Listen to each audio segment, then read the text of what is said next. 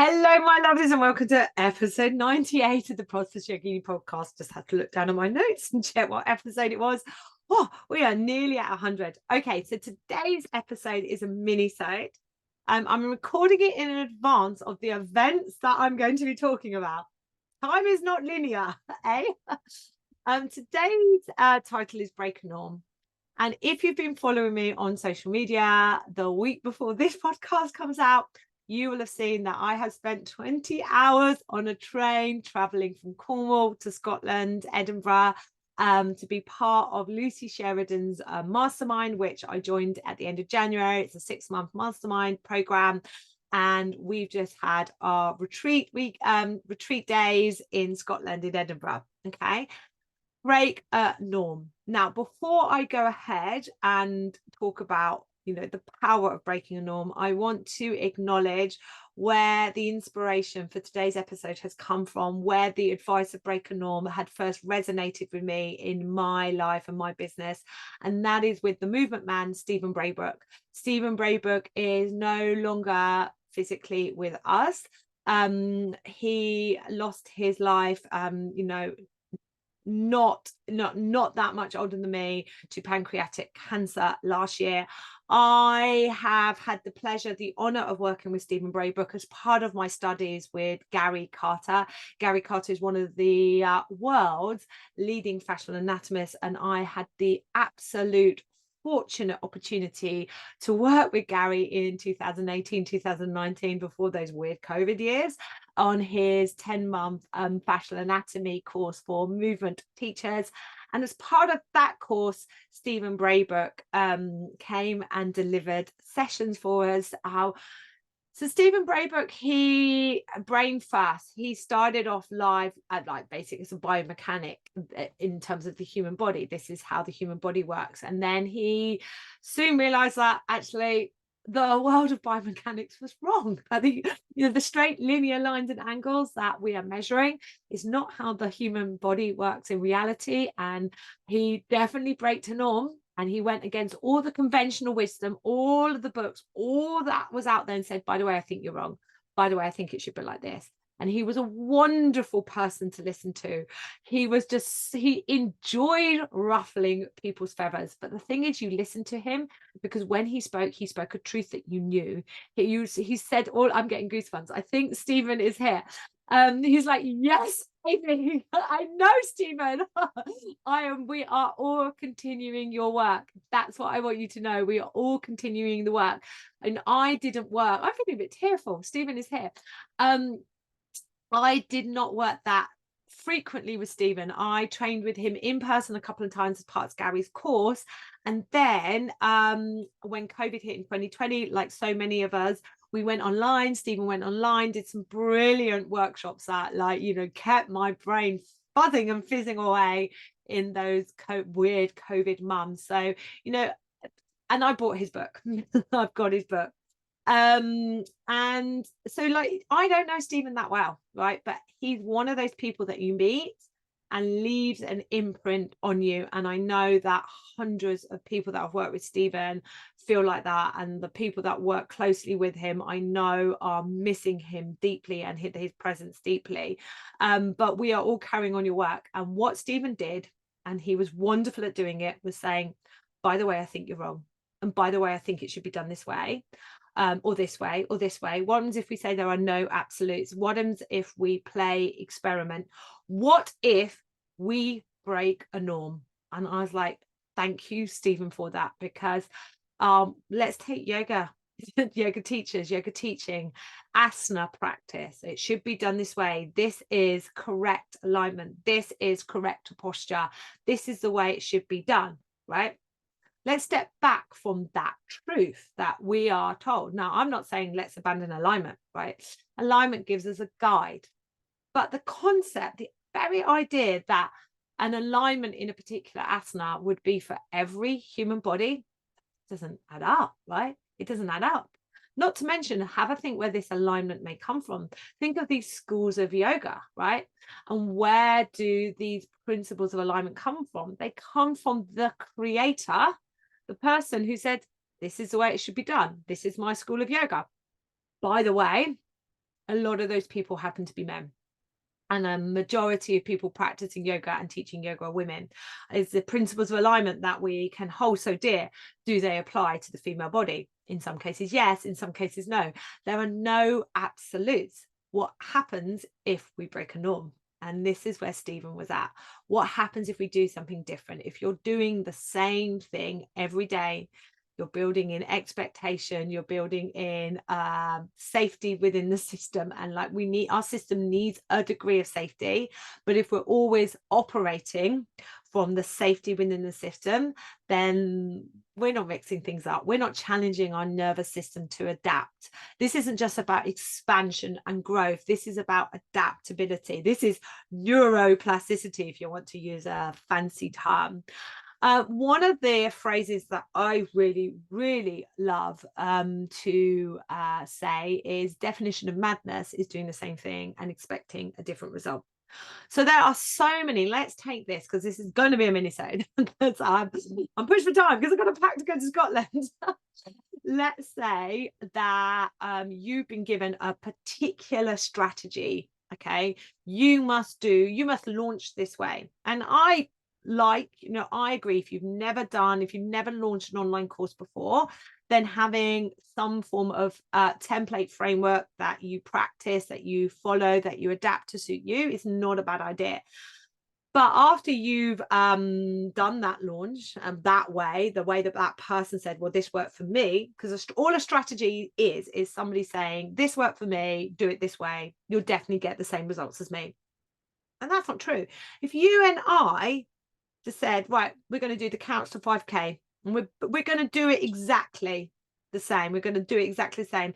The results we get in terms of the improvement on our running would be different. If you, the likelihood is you probably, I don't really like running, but the likelihood is you probably do better than I am, or I might do better than you. It doesn't matter. It wouldn't be tangled into, let's say we both do the catch 5K and you end up a faster runner than me. It doesn't make you better than me. I might make that judgment. Oh, I'm rubbish at running. I'm overweight. I'm 45. I'm perimenopausal. I knew I weren't meant to be running. Instead, what I should do is look at the progress, the success that I have, be in my lane. And then if you are running faster than I am, celebrate the fact that you did it too. Celebrate the fact that that's your running time. Celebrate my running time. Oh, we need to apply this to all areas of our life, but let's keep this to our business and breaking a norm in our business. So when we are given a strategy that feels hard, makes us feel frustrated, we don't like, but we think I've got to do this, I should do this. This is the way you're told to do it. This is the way everyone does it. My advice to you today is, do it differently. In a world where everyone is doing the same thing, could you please break a norm? Could you please do something different? Could you please perhaps shake up the conventional wisdom, the expected conventional wisdom? Like, I feel a bit like that with my mentorship program. When I say, look, mentorship should be industry standard for yoga teachers, I really think you do not need more yoga teacher training right now. You need mentorship. I really do thoroughly believe that you can and should make money as a yoga teacher. Like, I do feel like I'm breaking a norm. I know I will be ruffling some feathers, but I know this needs to happen. So break a norm. Stephen used to, one of the stories that I really remember, and he would be like, look, it doesn't have to be radical stuff. This is just everyday stuff. He was told us the story of the time he chose to walk backwards in the airport. Like, just break a norm, do things differently. It shifts the energy, because if we are like stuck in the energy of let's take it to social media. This is very common. Here's a strategy. Here's what you should post on these diets at this time, and you've got to create 30 pieces of content in advance. You've got your 30 days of content ready to roll. Do it. And you do it, and you're like, I'm struggling for inspiration for 30 days. But you force yourself to do it, and then you put it out there, and the energy behind that was like, I didn't really want to do this, but I felt like I should. And then you just carry on doing that, and this becomes your habit, this becomes your practice, and you don't get the results that you want on Instagram. What should I do? I should break a norm. I should announce actually that I'm going to have a 2-week break off Instagram. Radical break norm. And then I'm going to come back and I am going to be led by my intuition. What do I really like doing? I do know what I really love, like hopping on live when I'm sat in the car waiting to pick up the kids from school. I'm gonna just nobody does that. The very few people are hopping on live to just chat about their day before they pick up the kids. I'm gonna do that. Like break a norm, do something different. Offer something different, offer something creative, mix it up, do something. And with breaking a norm comes actually those moments where you're like, I feel a bit uncomfortable doing this, a little bit out of my comfort zone, feels a little bit stretchy, okay, a little bit stretched doing that. um they are great signs of things that you need to say yes to. This is what I talk a lot about with those I work with: compassionate expansion, where something feels a little bit uncomfortable, but we can do it. If something feels mega uncomfortable and we're going to come up with all the reasons that we don't do it, so we don't do it, that's too much shock for our nervous system to take. Compassionate expansion comes from taking just, I'm just going to do this slightly different. Do this slightly differently. Now, let's say you're struggling to, this is very common, struggling to fill my yoga classes, and I've done all the things. I was like, have you done this thing where, you know, you get your flyers, you go into the area where your yoga classes are, and you spend, like, I don't know, an hour walking around this area with your flyers, talking to local people, talking to local businesses, going into local business saying like, hi, I'm a yoga teacher, I'm teaching, you know, just down the way, love to find a way that we could be reciprocal. And probably you're like, no, I've stuck some flyers on a notice board. I was like, to go and have some human interactions. So I decided to break a norm because I conclude why I joined Lucy Sheridan's mastermind for many reasons. I've followed Lucy for years, absolutely love her. And I had kind of like penciled in on my wish list for 2024 to work with Lucy one-to-one. However, she put her mastermind together and presented it to me in December. I had no intention, no ambition to sign up to Lucy's mastermind. Like, truth be told, didn't really also have the money.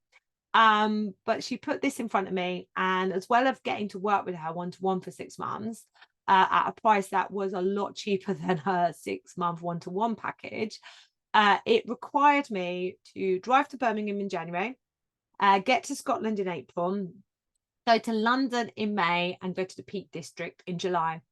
Now, listen, you might be like, oh, no big deal, Amy. Right. I live in Cornwall, and generally speaking, we don't like living in Cornwall because it's so beautiful, but it's also bloody hard to get anywhere. I'm not complaining, right? But also, I'm Cancer ascending in my rising, Cancer rising astrologically. I'm a big home girl. I'm not great at leaving my children. They're 9-11, and I still struggle to leave them. And I realized that I hadn't left Cornwall. I hadn't left the county of Cornwall without my family in tow since pre-COVID. Going back to Gary Carter, his course was in Bath, and I used to hop on the train. I trained it to Bath, hopped on the train, and, you know, spent a night in a hotel in Bath. And I didn't think twice about it. But I got into the habit because of COVID of just staying in Cornwall, being with my family. If we were to leave county, we left together. And I was like, you know what? I really need to break a norm.